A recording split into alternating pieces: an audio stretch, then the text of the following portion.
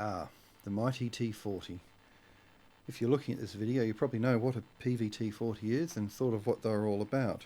They were made in the late 70s and went through the 80s as Peavey's first bass. They had a reputation for being overweight and underrated. They also had a reputation for being able to mimic a lot of other instruments due to this seemingly crazy circuitry. Now, everyone will know most of the features of the T-40. Is that when everything's sort of up, you've got single coils, and then if you roll the tones back, they turn into humbuckers, and that's what about the limit of most people know. Now, no, people did know about the phase switch, which, if you play it, it makes everything sound horrible. But the phase switch actually is very important to achieving certain sounds, as is the volumes, which are not just normal volumes. They do other stuff because they've got capacitors in the volume pots, which is an unusual feature. But I'll demonstrate what that does.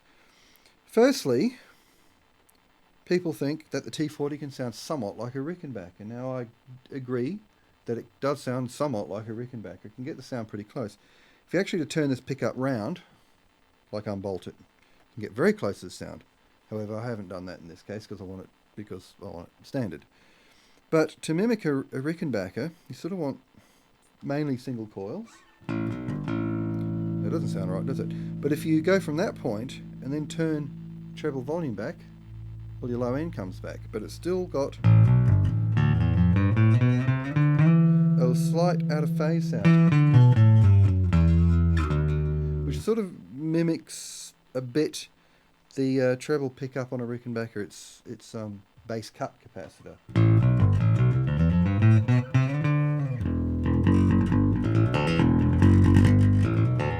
That's sort of a 4001 sound. If you want a 4003, just go back to a put the pickup back in phase. But leave your settings as they were. So you sort of got the flick of a switch, a 4001 and a 4003. Okay, that's that one out of the way. The other rumour is that these could sort of do a Music Man sound. Now, that is correct. It can sort of do a Music Man sound. I'll demonstrate that one too. Again, the phase switch is important. Not only you only need the treble pickup, but when you put the phase switch in, it swaps which coil is your single coil. So let's go to the treble pickup. Okay. That doesn't sound like it. Let's swap the phase of that. That's pretty close. That's sort of a very modern and open sounding Music Man. Let's play the coil taps a bit.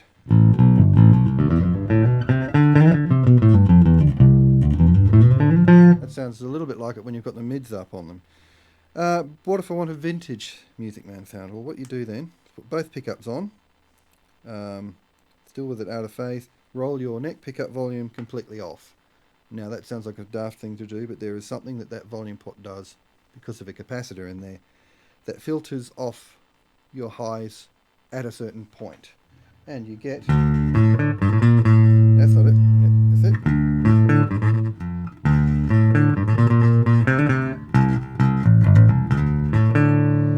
Sort of a flat EQ, old school Rickenbacker Music Man sound. Anyhow, so it does that.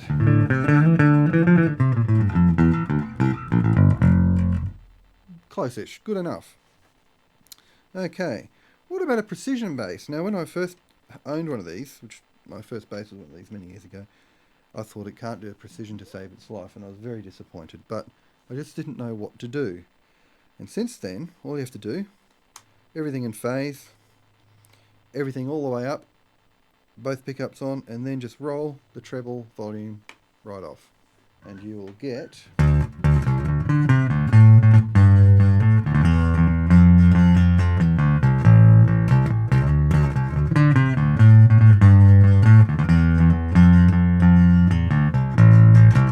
it's sort of a maple necked 70s-ish precision.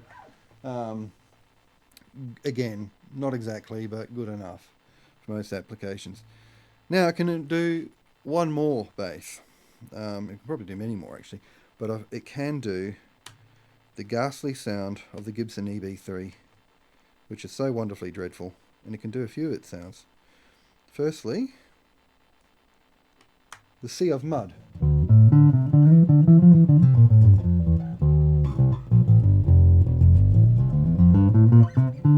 It needs to be more like an EB3L, which had a long scale and a maple neck. Okay, Sea of Mud to the Sea of Shite.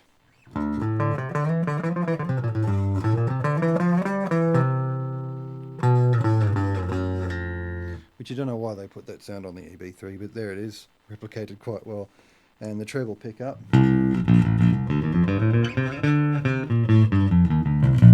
Sounded a bit like that. So you've got 3 Gibson sort of sounds there as well. Yeah, and that's not bad out of one instrument that costs less than any one of those other ones. The other thing about the T-40s, they were remarkably well put together. The quality is, well, probably as good as anything that was ever made, really. And just because it didn't have, you know, a big name on the headstock, and many people missed what they could do. But those people in the know own and appreciate these things, and have a regular appointment with a chiropractor as well. So that's a little bit more insight into the mystery sounds of the mighty Peavey T-40.